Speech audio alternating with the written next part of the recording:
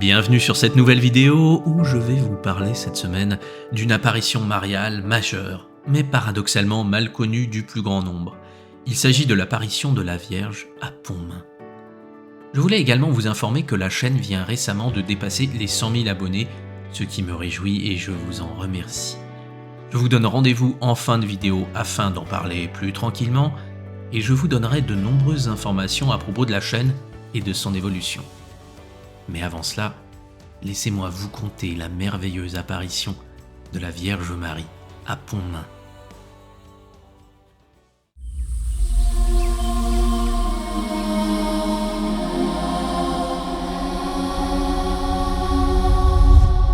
Comme toujours, afin de comprendre le sens des apparitions mariales, il est important de connaître le contexte historique. À cette époque, la France est en guerre, et la situation n'est pas bonne. En effet, le 19 juillet 1870, Napoléon III a déclaré la guerre à la Prusse, suite à d'habiles provocations du chancelier prussien Otto von Bismarck. Napoléon III pense que la France va rapidement gagner, mais c'est tout l'inverse qui se produit. C'est une véritable déroute pour l'armée française. Le 2 septembre, Napoléon III capitule à Metz et est emprisonné. Pourtant, ceci ne met pas fin à la guerre car la Troisième République est proclamée le 4 septembre 1870 et poursuit le conflit. Cette décision va à l'encontre du bon sens car l'armée française est en très mauvaise posture. Et Paris finit par se faire assiéger le 19 septembre 1870. La famine s'installe dans la capitale et l'armée allemande mine le moral des Parisiens en faisant bombarder la ville en décembre. Il faut bien avoir conscience que cette guerre est un désastre humain. En à peine 10 mois de guerre, il y a 200 000 morts dont les 3/4 sont français. Dans les villes et les villages, on voit partir les hommes pour le conflit en sachant pertinemment que la majorité ne reviendra pas. C'est dans ce contexte dramatique que commence notre histoire. Nous sommes le 17 janvier 1871 dans la commune de Pontmain, située dans le département de la Mayenne. L'armée prussienne est aux portes de Laval et l'angoisse est présente dans toute la région. Cette histoire nous paraît lointaine et nous avons en tête des images d'Épinal qui minimisent l'horreur de ces événements. Mais il ne faut jamais oublier que pendant les guerres, quand une armée envahissait une ville ou un village, c'était là le théâtre de meurtres, de viols et de pillages. Chacun craint pour sa vie. Dans le village de Pontmain, les habitants sont tous très pieux et on prie le chapelet tous les jours, dans toutes les familles. Dans le bourg, vit la famille Barbedette, qui est composée de 5 membres, le père, César, la mère, Victoire, et 3 garçons. L'aîné, Auguste, a été mobilisé et il est parti se battre depuis le 23 septembre. Le cadet, nommé Eugène, est âgé de 12 ans. C'est un enfant sérieux et intelligent, il est toujours bon et doux avec sa famille et ses amis. Son frère aîné se nomme Joseph, il est âgé de 10 ans. Leurs parents sont très croyants et leur ont donné la meilleure éducation tout en leur inculquant de belles valeurs. Depuis le départ de leur frère aîné à la guerre, Eugène et Joseph prient chaque jour pour lui avec beaucoup de dévotion. En ce 17 janvier, les enfants reviennent de l'école, il est environ 17h30. Ils se rendent comme à l'accoutumée dans la grange afin de préparer la nourriture pour les chevaux. À cette époque, les animaux de la ferme sont nourris avec de l'ajonc, qui est un arbuste que l'on trouve dans la région. Mais comme celui-ci est épineux, les animaux refusent de le manger. Il faut donc briser les nombreuses épines, et cela se fait avec l'aide de longs marteaux en bois. Alors qu'ils sont en train de piler les ajoncs depuis un quart d'heure, une vieille femme nommée Jeannette d'Étais vient donner à leur père quelques nouvelles qu'elle a entendues dans la journée à propos de la guerre. Profitant de cette interruption bienvenue, Eugène sort prendre l'air. Il fait très froid et la neige couvre le paysage. Eugène est fasciné par le ciel étoilé, car la nuit est très claire. Il regarde donc la voûte céleste avec admiration. Soudain, son regard est attiré par une forme qui se trouve au-dessus du toit de la maison voisine qui appartient à Augustin Guy de Cock. Il n'en croit pas ses yeux. il voit une belle dame vêtue d'une robe bleue parsemée d'étoiles d'or. Un voile noir cache ses cheveux et sa tête porte une couronne d'or. Eugène se dit que cette apparition a sûrement lieu pour l'avertir de la mort de son frère aîné à la guerre. Mais il se demande si c'est bien cela, car il n'éprouve ni tristesse, ni peur. Le visage de la dame est souriant, et cela le réjouit. Au bout d'un quart d'heure, la vieille Jeannette d'Étais sort de la grange, et Eugène l'interpelle alors. « Madame d'Étais, regardez donc au-dessus de la maison d'Augustin Guitcoq. Vous allez voir une dame magnifique. » La vieille Jeannette plisse les yeux. « Oh, je suis désolé, mon pauvre Eugène. Je vois absolument rien. » À ce moment, Joseph et son père sortirent de la grange. Immédiatement, Eugène demande « Et toi, Joseph, tu la vois ?»« Oh, oui, il y a une belle dame au-dessus du toit. » Le père, en entendant les enfants, regarde à son tour. Mais force est de constater qu'il ne voit rien. « Enfin, mes pauvres enfants, vous imaginez des choses. Il n'y a rien au-dessus du toit. Sinon, je l'aurais vu. Allez, dépêchez-vous, le travail n'est pas terminé. » Les enfants, un peu déçus, rentrent dans la grange. César s'adresse alors à la vieille Jeannette d'Étais. « Dites, Jeannette, allez pas raconter ça autour de vous, hein. C'est un coup à faire un scandale. »« Oh, soyez tranquille, je dirai rien. » Le père Barbedette rejoint ses enfants, et alors qu'il prend son marteau pour battre les ajoncs, il est pris d'un doute. Et s'il y avait vraiment quelque chose? Ses enfants n'ont pas l'habitude de mentir ou d'inventer des histoires. « Dis donc, Eugène, retourne dehors et dis-moi si tu vois encore quelque chose. » L'enfant s'exécute. « Oh oui, papa, c'est encore tout pareil. »« Ah, va chercher ta mère alors et dis-lui que j'ai quelque chose à lui demander. » Aussitôt dit, aussitôt fait. Eugène part chercher sa mère et pendant que César explique à Victoire ce qui vient de se produire, Joseph en profite pour sortir dehors afin de contempler la belle dame.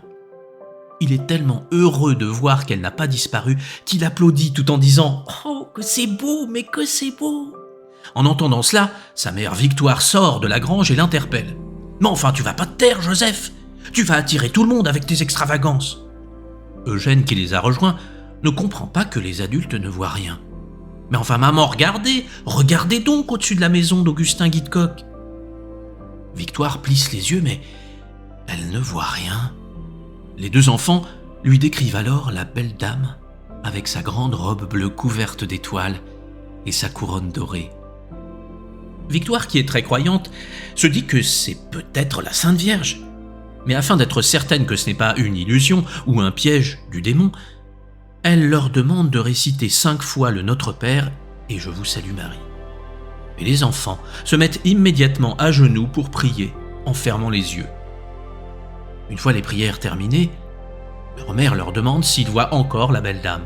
« Bah oui, disent les enfants avec le regard plein de joie, c'est tout pareil. » Leur mère se dit que, peut-être, qu'en mettant ses lunettes, elle pourrait à son tour observer la dame. Elle court donc les chercher puis revient observer la scène. Mais cela ne change rien. Un peu agacée de rien voir, elle se dit que ses enfants doivent inventer cette histoire pour ne pas faire leur travail. « J'ai regardé avec mes lunettes et je peux vous dire qu'il n'y a rien. Alors ne racontez plus n'importe quoi et rentrez dans la grange pour finir de piler vos joncs. Allez hop, je ne veux plus rien entendre. » Les enfants obéissent très déçus que personne ne les comprenne. Ils sont si joyeux qu'en à peine 5 minutes, ils terminent leur corvée. Leur père leur dit alors de se rendre à la maison pour souper. Et en sortant de la grange, Eugène et Joseph ne peuvent résister. Ils regardent à nouveau et constatent que la belle dame est toujours là. Eugène dit alors « Oh, si vous me laissiez libre, je resterai ici pour toujours. » Son père lui répond « Oui, eh ben pour l'instant, nous allons tous souper, alors dépêchez-vous. » Bien sûr, comme vous vous en doutez, pendant le repas, les enfants ne parlent que de ce qu'ils ont vu. « Oh, si vous saviez comme elle est belle !» Eugène dit à son frère « Allez Joseph, dépêche-toi de boire ta soupe, qu'on puisse y retourner. » Leur mère est tout de même inquiète et leur demande avant d'y retourner de réciter à nouveau 5 Notre Père et 5 Je vous salue Marie. Une fois les prières dites, les enfants se précipitent dehors et s'écrient « Papa, maman, elle est toujours là !» Il faut savoir que dans le village de Pontmain, il y a 3 religieuses en charge de l'éducation des enfants. La mère se dit donc que s'il y a des personnes assez pieuses pour voir, ce sont bien les bonnes sœurs. Elle demande alors à Eugène de l'accompagner jusqu'à l'école afin d'en informer sœur Vitaline. Arrivée sur place, la mère explique ce qui vient de se produire et Eugène confirme tout en décrivant précisément la belle dame vêtue de sa magnifique robe bleue couverte d'étoiles. Sans perdre un instant, tout ce petit monde retourne devant la grange. Eugène en est certain, sœur Vitaline va forcément la voir. Mais celle-ci, en regardant au-dessus du toit, lui répond « J'ai beau ouvrir les yeux, je ne vois absolument rien. » Eugène n'en croit pas ses oreilles. « Mais enfin, ma sœur, c'est pas possible que vous ne voyez rien. Laissez-moi vous guider. Vous voyez les 3 étoiles qui forment un triangle là ? » « Ah bah oui, je les vois bien. » « Eh bien, la tête de la dame est juste au milieu, vous ne pouvez pas la rater. »« Oh, je suis désolé, mon petit, je vois rien. » Victoire, qui espérait que la religieuse puisse voir, est déçue. « Oh, je vous en prie, ma sœur, ne dites rien de tout cela à personne. Ce sont les enfants, ils racontent n'importe quoi. » Sœur Vitaline a l'habitude d'éduquer les enfants.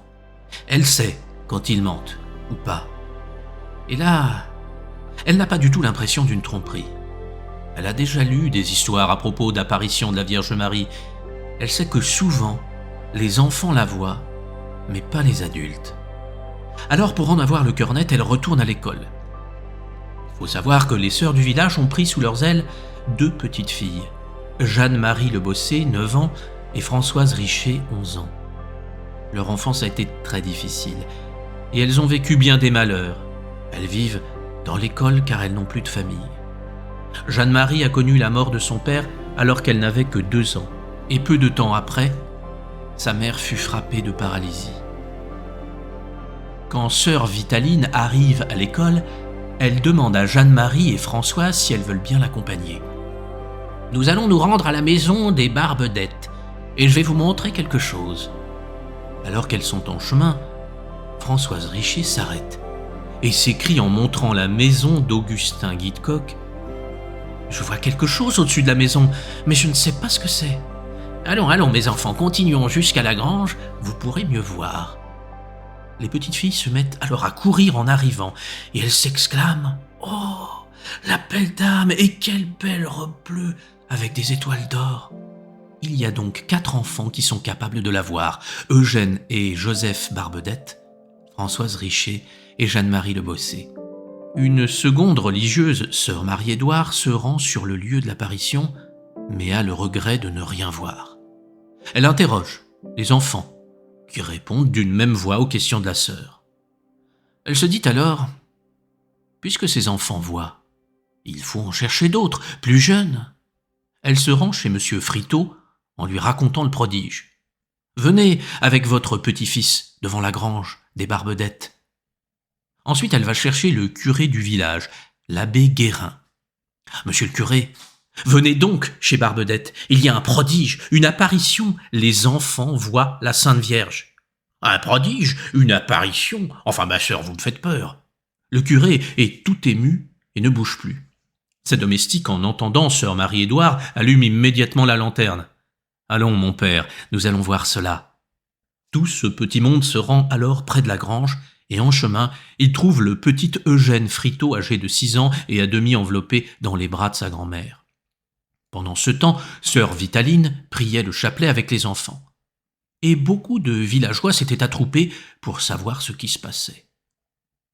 La femme du sabotier, en apprenant la nouvelle, vint avec sa petite fille de 2 ans. Cet enfant, qui ne savait pas encore très bien parler, regarda immédiatement en direction du toit de la maison d'Augustin Guitcoq et agita ses petites mains en s'écriant « Jésus, Jésus !» Puis le groupe de sœur Marie-Édouard arriva sur place. Le petit Eugène Fritot, lui aussi, vit la belle dame, et il en donna la même description que les autres enfants. Le curé, en découvrant la scène, espérait qu'il allait voir lui aussi la Vierge, mais il n'en fut rien. Pourtant, quand il s'approcha des enfants, Ces derniers s'écrièrent en regardant la Vierge. « Quelque chose est en train de se produire. »« Oh, que voyez-vous » demanda le curé. Les enfants expliquèrent qu'un grand ovale bleu entourait la belle dame. 4 bougies apparurent alors à l'intérieur de l'ovale bleu. 2 à la hauteur du genou et 2 à la hauteur des épaules. Ils virent aussi sur la poitrine une petite croix rouge, comme le doigt. Près de 50 personnes entouraient désormais les enfants, les questionnant à propos de la belle dame. Certains étaient vraiment émus en voyant le regard des enfants, mais d'autres restaient incrédules.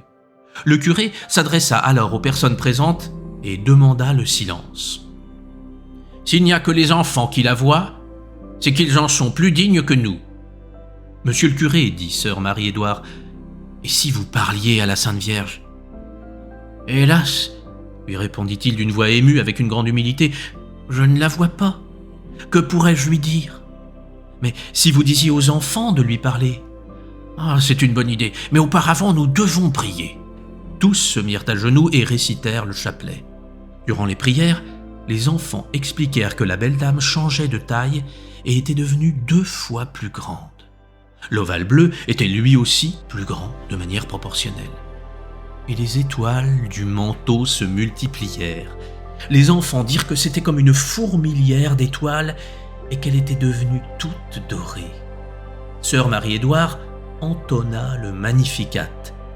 Et alors qu'elle n'avait pas terminé le premier couplet, les enfants s'écrièrent « Il y a un grand écriteau blanc qui vient d'apparaître !» Ils expliquèrent que sous les pieds de la dame, une grande bande blanche de plus de 12 mètres était apparue. Et des lettres en or commençaient à se former comme si une main invisible était en train d'écrire. « C'est un M !» dirent les enfants. Et une autre lettre apparut, un A, puis un I et un S. C'est bien le mot « mais » qui était inscrit, et pendant 10 minutes, il n'y eut rien d'autre. Alerté par tous ces chants et ces prières, un habitant du bourg nommé Joseph Babin se rendit près de la grange et leur déclara « Vous n'avez qu'à prier, les Prussiens sont à Laval !» Cette nouvelle, qui habituellement épouvantait tous les villageois, ne fit aucune impression sur la foule. Une femme prit la parole et répondit à Joseph Babin « Même si les Prussiens étaient à l'entrée du village, nous n'aurions pas peur. » On expliqua alors à Joseph Babin ce qui se passait et ce que les enfants voyaient. Il partagea alors la confiance de l'assistance et se mit à prier avec eux. Malgré cet incident, les fidèles continuaient de chanter et à la fin du Magnificat, les enfants lurent le texte en lettres d'or qui était finalement apparu. « Mais priez, mes enfants. » Devant ce prodige, et vu la concordance exacte du récit des enfants, tout le monde ressentait une émotion profonde. Les incrédules n'osaient plus rien dire, et la plupart pleuraient. La belle dame souriait, toujours. Il était environ 19h30. Il faisait si froid que la grange des Barbedettes fut ouverte afin que la foule puisse s'abriter. On avait apporté une chaise pour chaque enfant, et on les voyait souvent se lever pour manifester par des gestes expressifs les sentiments d'admiration que leur inspirait le spectacle de la vision qu'ils avaient seuls le bonheur d'apercevoir. Le curé demanda alors que le groupe chante les litanies de la Sainte Vierge. Sœur Marie-Édouard commença la litanie, et à ce moment précis, les enfants s'écrièrent « De nouvelles lettres d'or sont en train d'apparaître !» Ils nommèrent alors chaque lettre une à une, et à la fin des litanies, on put lire la phrase « Dieu vous exaucera en peu de temps ». En lettres d'or, et de même taille que les premiers mots, à l'annonce du message, la foule fut prise d'une grande émotion. On entendit des exclamations de joie et aussi des sanglots. Les voyants annoncèrent que la dame riait en regardant l'allégresse des villageois. Puis un nouveau chant fut entonné, l'Inviolata, et de nouvelles lettres apparurent, M, O, N. On put lire les mots « mon fils ». Lorsque les enfants témoignèrent de cela, il y eut dans la foule un frémissement, une émotion indicible. « C'est bien la Sainte Vierge », dirent les enfants. C'est elle, répéta la foule. Ensuite, tout le monde se mit à chanter le Salve Regina. Et comme ce qui s'était passé avant, une main invisible traça des lettres d'or que seuls les enfants pouvaient percevoir. Ils lurent alors la phrase « Mon fils se laisse ». Sœur Vitaline, qui était assise au milieu des enfants, leur dit alors « Vous avez dû faire une erreur, mes enfants, car mon fils se laisse, ça ne veut rien dire. Vous êtes sûrs que vous vous êtes pas trompés? C'est pas plutôt mon fils se lasse ?» Pourtant, les enfants expliquèrent qu'il y avait bien un « i ». Le mot était « laisse » et pas « lasse ». Le chant se termina. Et alors, les enfants annoncèrent que d'autres lettres s'étaient formées. « Ma sœur, la phrase n'était pas finie. Voilà ce que nous lisons. Mon fils se laisse toucher. » Un grand trait doré se forma alors sous le texte. Les chants avaient cessé et la foule, émue, se mit à prier. Puis, après les prières, le curé demanda à sœur Marie-Édouard « Ma sœur, je vous prie, chantez un autre cantique à la Sainte Vierge. » Et du fond du cœur, la religieuse se mit à louer la Vierge avec ces paroles.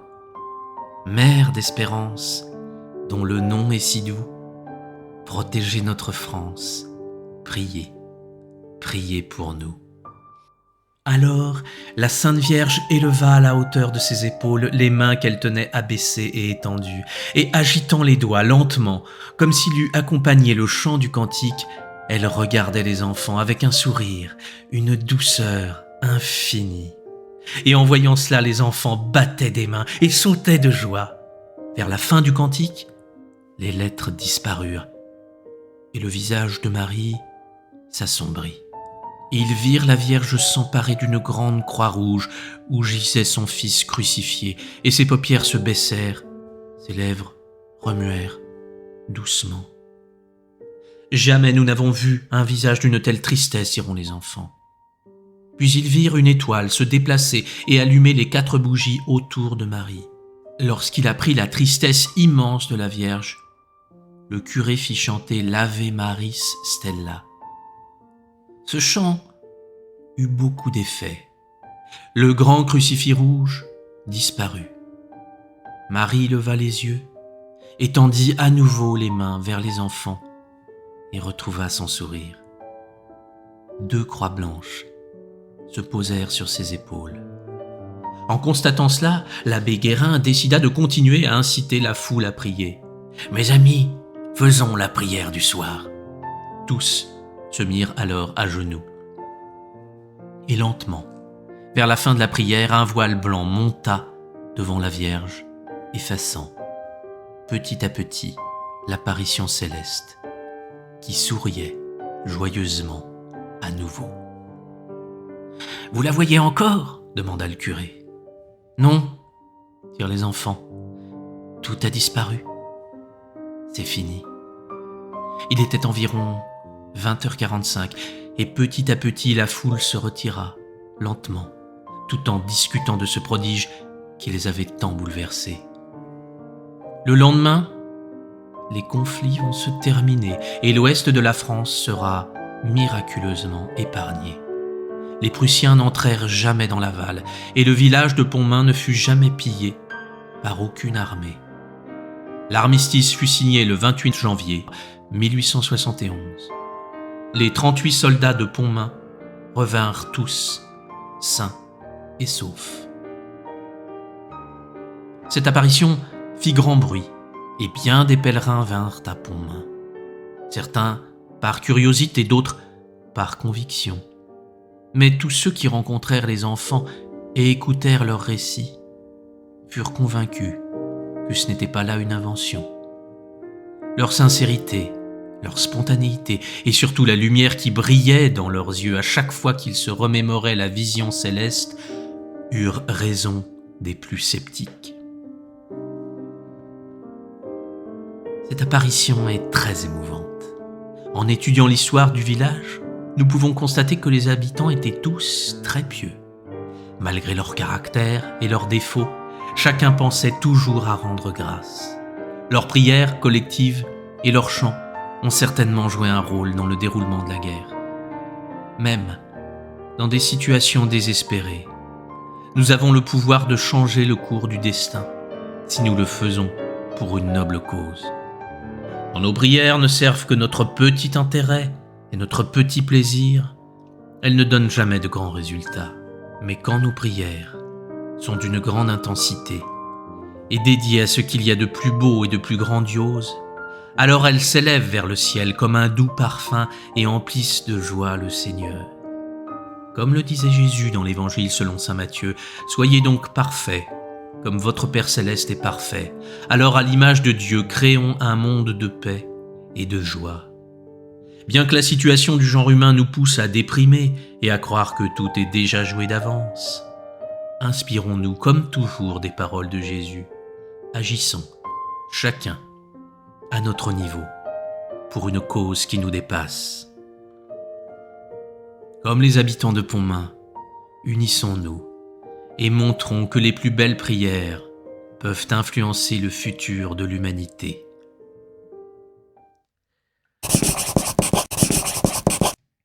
Comme je vous l'avais dit en début de vidéo, je voulais vous annoncer que la chaîne a dépassé les 100 000 abonnés. J'ai un peu de mal à y croire et je tenais à remercier chacun d'entre vous pour votre soutien et votre fidélité. La grande majorité des commentaires est toujours d'une gentillesse immense. Je peux vous dire que c'est un baume au cœur quand parfois la vie est difficile. Donc vous allez peut-être avoir l'impression que je radote car je vais souvent dire merci avant la fin de cette vidéo. Suite à plusieurs demandes, je me suis dit que cela pourrait vous intéresser de faire une vidéo dédiée à l'histoire de la chaîne et à mon parcours. Pour cela, je répondrai à vos questions et je sélectionnerai les plus emblématiques. Donc si vous avez des interrogations, eh bien n'hésitez pas à poser vos questions en commentaire. La chaîne a beaucoup évolué depuis ses débuts et elle continue encore à se transformer. J'aimerais aussi vous faire part de ce que je projette de faire dans le futur et échanger avec vous afin de connaître vos avis. Je remercie tout particulièrement ceux qui me soutiennent financièrement sur Tipeee, Patreon, Utip ou grâce au pourboire sur YouTube. Sans cette aide, j'avoue que la chaîne serait sûrement arrêtée car certains mois sont très difficiles. Donc vraiment, merci à tous pour ce soutien. J'ai découvert des personnes très altruistes et cela m'a donné là aussi beaucoup d'énergie pour avancer. Voilà donc pour résumer. Merci, je ne sais pas si je l'ai déjà dit ça, non ? Non, sincèrement, je ne pensais pas que cette chaîne atteindrait un jour ce nombre d'abonnés. Je vous donne donc rendez-vous dans la vidéo FAQ des 100 000 abonnés afin de répondre à vos questions et de parler de la chaîne et de son évolution. Et j'ai aussi prévu des surprises lors de cette vidéo, mais chut, je n'en dis pas plus. Et oui, très important, avant de finir, je voulais vous dire merci, parce que je ne sais pas si je l'ai fait ça. Voilà, bon, trêve de plaisanterie, comme à l'accoutumée, et plus que jamais, je finis la vidéo en vous souhaitant à tous le meilleur du fond du cœur.